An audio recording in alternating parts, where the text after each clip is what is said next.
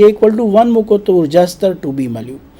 તો આપ જોઈ શકો છો કે રોટેશનલ સ્તરો જે મળ્યા જે ઇક્વલ ટુ 0, જે ઇક્વલ ટુ 1, જે ઇક્વલ ટુ 2, જે ઇક્વલ ટુ 3, આ રોટેશનલ એનર્જી સ્તરો જેમ જેમ જેનું મૂલ્ય વધતું જાય છે એમ આપેલ બે ક્રમિક રોટેશનલ સ્તરો વચ્ચેના અંતર વધતા જાય છે.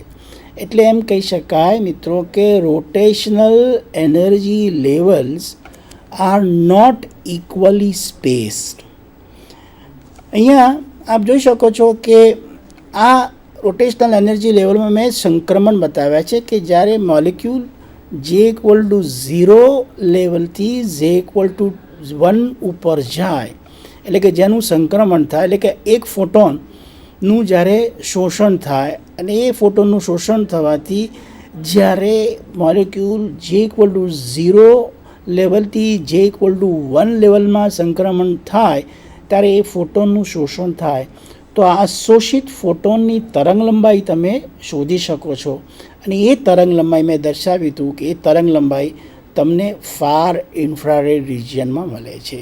એટલે કે એની તરંગ લંબાઈ 10⁻² માઇક્રોન ટુ 10⁻4 માઇક્રોનના રિજિયનમાં હોય છે. મિત્રો, આટલી સમજ લીધા પછી આપણે આગળ વધીશું કે અહીંયા આપણે દર્શાવ્યું કે જે ટ્રાન્ઝિશન જે થયું, જે ટ્રાન્ઝિશન માટે મિત્રો એક સમજો કે જ્યારે મોલિક્યુલ એક ઉર્જા સ્તરમાંથી બીજા ઉર્જા સ્તરમાં જ્યારે સંક્રમણ થાય કે એનું ટ્રાન્ઝિશન થાય, એ ટ્રાન્ઝિશન આર્બિટરી નથી થતું. એ ટ્રાન્ઝિશન થવા માટે ક્વોન્ટમ મિકેનિક્સના સિદ્ધાંતનો ઉપયોગ કરી તમારે એના સિલેક્શન રૂલ શોધવા પડે. એટલે કે મોલિક્યુલ જે ઇક્વલ ટુ 0થી જે ઇક્વલ ટુ 1 થવા માટેની સંભાવના એ તમારે શક્ય છે કે નહીં એ ક્વોન્ટમ મિકેનિક્સની મદદથી અભ્યાસ થાય છે મિત્રો. એટલે એનો અભ્યાસ હું આપને દર્શાવીશ. એ દર્શાવે છે કે રોટેશનલ ટ્રાન્ઝિશન થવા માટેની જે પ્રાથમિક જરૂરિયાત જે ક્વોન્ટમ મિકેનિક્સે દર્શાવેલ છે કે ડેલ્ટા જે બરાબર +or-1 થાય. એટલે તમે હવે સમજી શકો છો કે એવા પ્રકારના ટ્રાન્ઝિશન થાય કે એ બંને ટ્રાન્ઝિશનના ઉર્જા સ્તરોના રોટેશનલ ક્વોન્ટમ નંબરનો તફાવત કાં +1 થાય અથવા -1 થાય, એવા ટ્રાન્ઝિશન જ શક્ય છે મિત્રો. એટલે અહીંયા આપ જોઈ શકો છો કે અહીંયા જો આ ક્રશર જોઈ શકો છો કે મોલિક્યુલ જે ઇક્વલ ટુ 0 ઉપરથી જે ઇક્વલ ટુ 1 ઉપર જઈ શકે. એટલે એ ટ્રાન્ઝિશન શક્ય છે કારણ કે ડેલ્ટા જે ઇક્વલ ટુ +1 છે. પરંતુ આ મોલિક્યુલને ધારો કે જે ઇક્વલ ટુ 0થી જે ઇક્વલ ટુ 2 પર જવું હોય તો એ સિલેક્શન રૂલ આ ટ્રાન્ઝિશનને શક્ય થવા દેતું નથી.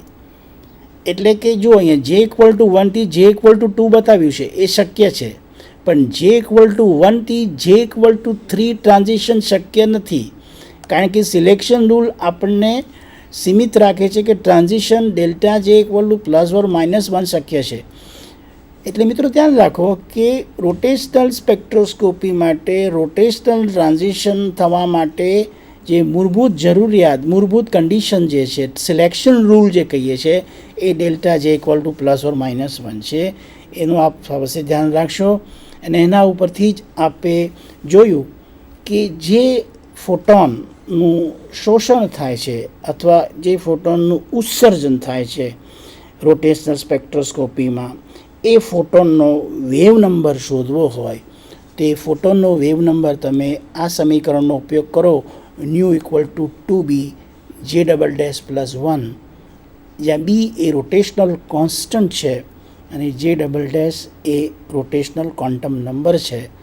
આ સમીકરણનો ઉપયોગ કરવાથી તમને રોટેશનલ લાઇન્સના વેવ નંબર મળે છે મિત્રો. અને અહીંયા આપ જોઈ શકશો કે અહીંયા મેં પોસિબલ રોટેશનલ ટ્રાન્ઝિશન બતાવ્યું છે. આપ જોઈ શકો છો કે મોલિક્યુલ જ્યારે જે ઇક્વલ ટુ 0થી જે ઇક્વલ ટુ 1માં ટ્રાન્ઝિશન થાય ત્યારે એક ફોટોનનું શોષણ થાય. એ શોષિત ફોટોન જે થયો એની તરંગ લંબાઈ અને એનો વેવ નંબર 2b છે. અહીંયા આપણે જોયું કે જે ઇક્વલ ટુ 1થી 2માં જ્યારે ટ્રાન્ઝિશન થાય ત્યારે એની તરંગ લંબાઈ 4b છે. આ રીતે આપ જોઈ શકો છો કે આ પોસિબલ રોટેશનલ ટ્રાન્ઝિશન 0 to 1, 1 થી 2, 2 થી 3 અને દરેક એક ટ્રાન્ઝિશનને સંકળાયેલ વેવલેન્થ એટલે કે એ wavelength calibrated in terms of energy એ 2b, 4b, 6b, 8b, 10b. પણ મહત્ત્વની વાત એ છે મિત્રો, આપણે જોયું કે રોટેશનલ ઉર્જા સ્તરો આર નોટ ઇક્વલી સ્પેસ્ડ, પરંતુ rotational absorption line which you can see here right now are equally spaced.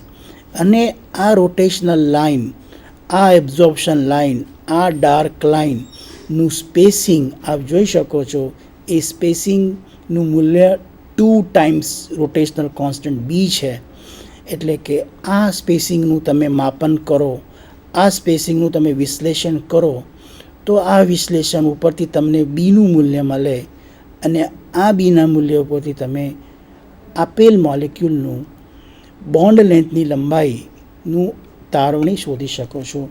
મિત્રો, અહીંયા મેં આપને જે વાત કરી એ રિજિડ રોટેટર તરીકે વાત કરી છે. અહીંયા આપણે જે કલ્પના કરી કે ડાયટોમિક મોલિક્યુલમાં રહેલા 2 ડિસિમિલર એટમ એ સેન્ટર ઓફ માસને અનુલક્ષીને ધૂર્ણન ગતિ કરતા હોય છે, પણ આ ધૂર્ણન ગતિ દરમિયાન ડિસ્ટન્સ આર એટલે કે કેમિકલ બોન્ડ લેન્થ આરનું મૂલ્ય હંમેશા અચર રહે છે. એટલે કે એ રિજિડ છે, કોન્સ્ટન્ટ છે. અને આ પ્રકારના ધૂર્ણનને, આ પ્રકારના ગતિને રિજિડ રોટેટર તરીકે આપણે કહીએ છીએ. એટલે કે અહીંયા આપણે મોલિક્યુલને રિજિડ રોટેટર તરીકે કલ્પના કરીને આપણે આગળ વધીએ છીએ મિત્રો. એટલે આપ સમજો કે અહીંયા જે મેં મોડલનું ડિસ્કશન કર્યું, જે આપને સમજાવ્યું કે રોટેશનલ સ્પેક્ટ્રા તમારે અભ્યાસ કરવો હોય તો સૌપ્રથમ મોલિક્યુલ્સને તમારે રિજિડ રોટેટર તરીકે કલ્પના કરવી પડે. એટલે રિજિડ રોટેટરની કલ્પના કરીને તમે આ રોટેશનલ ઉર્જા સ્તરોનો અભ્યાસ કર્યો. પરંતુ આ ઉર્જા સ્તરોનો અભ્યાસ કરવાથી આપી એક વસ્તુ અમે એ નોંધી હશે કે રોટેશનલ ઉર્જા સ્તરો એટલે કે રોટેશનલ લાઇનના સ્પેસિંગ કોન્સ્ટન્ટ છે. પણ હકીકતમાં જ્યારે તમે એક્સપેરિમેન્ટ કરો અને એક્સપેરિમેન્ટના રિઝલ્ટ તમે તમારા થિયોરિટિકલ ઓબ્ઝર્વેશન સાથે તમે એનું કમ્પેર કરો, ત્યારે એમ માલુમ પડે છે કે આ રોટેશનલ એનર્જી લેવલ્સ જે હકીકતમાં અમે જે દર્શાવ્યું કે સ્પેસિંગ કોન્સ્ટન્ટ છે, પણ એક્સપેરિમેન્ટલી આ સ્પેસિંગમાં થોડોક ફેરફાર આવે છે. એટલે કે એક્ઝેક્ટલી કોન્સ્ટન્ટ નથી, એ સ્પેસિંગ થોડુંક ઓછું રહે છે, સ્પેસિંગમાં ફેરફાર થાય છે. એટલા માટે આપણે જે મોડલની કલ્પના કરી છે કે આ મોલિક્યુલને આપણે જે રિજિડ રોટેટર તરીકે લીધો, એમાં કંઈક ક્ષતિ છે. એ ક્ષતિ એ છે કે જ્યારે મોલિક્યુલ રોટેટ થતો હતો ત્યારે રોટેશનલ દરમિયાન જે સેન્ટ્રીફ્યુગલ ફોર્સની આપણે અવગણના કરી, અને આ સેન્ટ્રીફ્યુગલ ફોર્સની અવગણના કરવાથી જે રોટેશનલ મોશન દરમિયાન બંને જે એટમ હતા એ બંને એટમ એ કેન્દ્રથી દૂર દિશામાં, અહીંયા આપણે જોઈશું, તમને અહીંયા દર્શાવીશ કે અહીંયા એક ફિગર છે જે અહીંયા આપ જુઓ કે આ M1 અને M2 એ કેન્દ્રને અનુલક્ષીને જે ધૂર્ણન ગતિ કરે છે. આ ધૂર્ણન ગતિ દરમિયાન M1 અને M2નું અંતર હંમેશા અચર રહે છે. આ આપણી ગણતરીમાં હંમેશા રાખેલું છે. પરંતુ મિત્રો, જ્યારે તમે હકીકતમાં એક્સપેરિમેન્ટ કરો ત્યારે એમ માલુમ થાય છે કે આ બંને એટમ રોટેશનલ દરમિયાન એટલે કે ધૂર્ણન ગતિ દરમિયાન બંને એટમને સ્ટ્રેચિંગ ઇફેક્ટ લાગે છે. એટલે કે બંને એટમ દે આર સ્ટ્રેચિંગ, એટલે કેમિકલ બોન્ડ લેન્થ જે છે આર છે એમાં ફેરફાર થાય છે. એટલે કે આ M2 અને આ એટમ M1 આ કેન્દ્રથી થોડેક દૂર જાય છે, એટલે કે કેન્દ્રથી દૂર જવા પ્રયત્ન કરે છે. અને આ સેન્ટ્રીફ્યુગલ ફોર્સને લીધે એ કેન્દ્રથી દૂર જવા પ્રયત્ન થવાથી they have a stretching effect, એટલે બોન્ડ સ્ટ્રેચ થાય છે. બોન્ડ સ્ટ્રેચ થવાથી એ બોન્ડની લંબાઈમાં ફેરફાર થાય છે, બોન્ડની લંબાઈમાં થોડો વધારો થાય છે. આ બોન્ડની લંબાઈમાં થોડો વધારો થવાથી તમારા જે રોટેશન સ્પેક્ટ્રામાં બીની ગણતરી છે, જેમાં તમે આર અચર લીધો છે, એ અચરના મૂલ્યમાં ફેરફાર થવાથી આ પ્રકારના તમે જ્યારે સ્પેક્ટ્રા અભ્યાસ કરશો ત્યારે એ મોડલમાં જ્યાં આપણે આરને અચર નથી ગણતા પણ આરમાં ફેરફાર થાય છે, આરના મૂલ્યમાં વધારો થાય છે, બોન્ડની લંબાઈ વધે છે, રોટેશન દરમિયાન બોન્ડનો ફેરફાર થાય છે, એટલે એને આપણે નોન રિજિટર મોડલ લઈએ છીએ. અને એ નોન ડિજિટલ મોડલ માટે મેં અહીંયા એક દર્શાવેલ છે કે જ્યારે નોન ડિજિટલ મોડલ લો તો એ મોડલ માટે તમારા જે રોટેશનલ સ્તરો આવે એની ટર્મ વેલ્યુ કેવી રીતે આવે, એમાં અહીંયા જોયું કે બી ઇન્ટુ જે પ્લસ 1 માઇનસ ડી જે સ્ક્વેર જે પ્લસ 1 હોલ સ્ક્વેર. મિત્રો, આ જે ડી છે એ રોટેશનલ ડિસ્ટોર્શન કોન્સ્ટન્ટ છે, જે રોટેશનલ મોશન દરમિયાન બંને એટમ જે કેન્દ્રથી દૂર જવા પ્રયત્ન થાય છે એ આ ડી ફેક્ટર જે છે એ આપણને સમજાવે છે. અને ત્યારબાદ આપણે જોયું કે એ નોન ડિજિટલ રોટેટરને તમે જ્યારે સમીકરણનું સોલ્વ કરો અને એના ઉર્જા સ્તરો લાવો તો અહીંયા મેં દર્શાવેલું છે કે આ જે ચિત્ર છે એ ચિત્રમાં જે લેફ્ટ હેન્ડ સાઈડ જે અહીંયા ક્રશર જાય છે એ રિજિડ રોટેટરના ઉર્જા સ્તર છે, અને આ રાઇટ હેન્ડ સાઈડમાં જે ક્રશર દર્શાવી રહ્યું છે એ નોન રિજિડ રોટેટરના ઉર્જા સ્તરો છે. આપ જોઈ શકો છો કે જેમ જેમ જેનું મૂલ્ય વધતું જાય છે એમ આ બંને ઉર્જા સ્તરો રિજિડ રોટેટરના ઉર્જા સ્તર અને નોન રિજિડ ઉર્જા સ્તરો વચ્ચેનું જે સ્પેસિંગ છે એ સ્પેસિંગ આપ જોઈ શકો છો કે નોન રિજિડ રોટેટરના ઉર્જા સ્તરો એ હકીકતમાં રોટેશનલ રિજિડ રોટેટરના ઉર્જા સ્તરોથી સહેજ નીચે સ્થાન ધરાવે છે, એ આપ જોઈ શકો છો. અને એના નોન રિજિડ રોટેટરનો અભ્યાસ આ રીતે આ પુસ્તકમાં આપેલો છે. મારે સમય સાથે પણ ચાલવાનું છે મિત્રો, મારે વાઇબ્રેશન સ્પેક્ટ્રા પણ ડિસ્કસ કરવા છે, સમયનો અભાવ છે. હું બને તો વાઇબ્રેશન સ્પેક્ટ્રાનો પણ આપને અભ્યાસ કરાવીશ. હવે આપણે જોઈશું મિત્રો કે રોટેશન સ્પેક્ટ્રાની જેમ વાઇબ્રેશન સ્પેક્ટ્રા પણ મોલિક્યુલ્સ માટે આપણે ચર્ચા કરવી પડશે. મેં દર્શાવ્યું કે બંને એટમ જે મોલિક્યુલમાં છે એ એકબીજાની સાપેક્ષે સિમ્પલ હાર્મોનિક મોશન કરે છે. આ સિમ્પલ હાર્મોનિક મોશન થવાથી મોલિક્યુલને વાઇબ્રેશનલ એનર્જી ધૂર્ણન ઉર્જા હોય છે. આ ધૂર્ણન ઉર્જાની ગણતરી પણ તમે મોલિક્યુલને સિમ્પલ હાર્મોનિક ઓસિલેટરની કલ્પના કરીને શ્રોડિંજર સમીકરણ સોલ્વ કરો તો તમને એનર્જી આઇગન વેલ્યુ મળે છે. એ એનર્જી આઇગન વેલ્યુ તમે ક્વોન્ટમ મિકેનિક્સના ચોથા ચેપ્ટરમાં સિમ્પલ હાર્મોનિક ઓસિલેટર માટે એનર્જીની ગણતરી કરી છે. એ જ ગણતરી મિત્રો molecule as a harmonic oscillator લઈને આપણે કલ્પના કરીને કરી શકીએ છીએ. અહીંયા મેં એનર્જી આઇગન વેલ્યુના મૂલ્યો દર્શાવેલા છે. આપ જોઈ શકો છો કે E is equal to H Planck constant છે, ન્યૂ ઓસિલેટિંગ જે ઓસિલેટર ફ્રીક્વન્સી છે જેનું મૂલ્ય 1/2π√k/μ, જ્યાં k એ ફોર્સ કોન્સ્ટન્ટ છે, બળ અચળાંક છે, સ્પ્રિંગ કોન્સ્ટન્ટ કહીએ છીએ, અને મ્યુ જે છે એ આપેલ મોલિક્યુલનું રિડ્યુસ માસ છે. અને અહીંયા આપ જોઈ શકો છો ન્યૂ ઇક્વલ ટુ 0. આ ન્યૂ એ વાઇબ્રેશનલ ક્વોન્ટમ નંબર છે. આ વાઇબ્રેશનલ ક્વોન્ટમ નંબર જેમ તમે રોટેશનલ સ્પેક્ટ્રોસ્કોપીનો અભ્યાસ કર્યો એવી રીતે આ વાઇબ્રેશનલ ક્વોન્ટમ નંબર પણ ક્વોન્ટાઇઝ છે. એ આપ ચોથા ચેપ્ટરમાં અભ્યાસ કર્યા છો. ન્યૂ ઇઝ ક્વોન્ટાઇઝ એટલે ન્યૂની ડિસ્ક્રીટ વેલ્યુ છે. ન્યૂની ડિસ્ક્રીટ વેલ્યુ હોવાથી એનર્જીની ડિસ્ક્રીટ વેલ્યુ મળે છે. આ એનર્જીના મૂલ્યો એ એનર્જી આઇગન વેલ્યુઝ છે, એ તમે શ્રોડિંજર સમીકરણની મદદથી સોલ્વ કરી શકો છો. પુસ્તકમાં ઇક્વેશન્સ આપેલા છે, ડેરિવેશન દર્શાવેલા છે. ડેરિવેશનમાં નથી જવાનું, તમારે એનું ભૌતિક અર્થઘટન સમજો કે વાઇબ્રેશનલ એનર્જીસના મૂલ્યો તમે ન્યૂ ઇક્વલ ટુ 0, 1, 2, 3 મૂકવાથી તમને વાઇબ્રેશનલ એનર્જી સ્તર મળે છે. વાઇબ્રેશનલ એનર્જી સ્તર તમે રોટેશન એનર્જી સ્તર સાથે કલ્પના કરી શકો છો.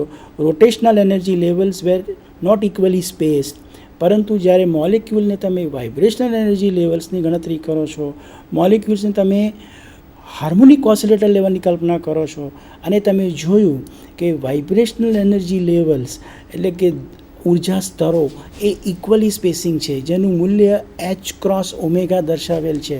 અને અહીંયા જે અગત્યની માહિતી જે તમે 0 પોઈન્ટ એનર્જી ક્વોન્ટમ મિકેનિક્સમાં ભણો છો કે ક્વોન્ટમ મિકેનિક્સમાં ભણો છો કે જેનું મૂલ્ય ન્યૂ ઇક્વલ ટુ 0 મૂકવાથી જે એનર્જી આવે છે એ એનર્જી એને આપણે vibrational energy corresponding to the vibrational quantum number nu equal to 0, આ એનર્જી 0 પોઈન્ટ એનર્જી દર્શાવે છે.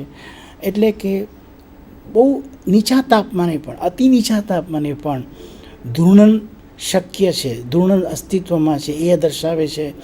હા, જે આપ જોઈ શકો છો કે એનર્જી વર્સિસ એક્સ એટલે કે ઇન્ટરન્યુક્લિયર ડિસ્પ્લેસમેન્ટનો જે ગ્રાફ દર્શાવેલો છે મિત્રો, એ પોટેન્શિયલ એનર્જી છે.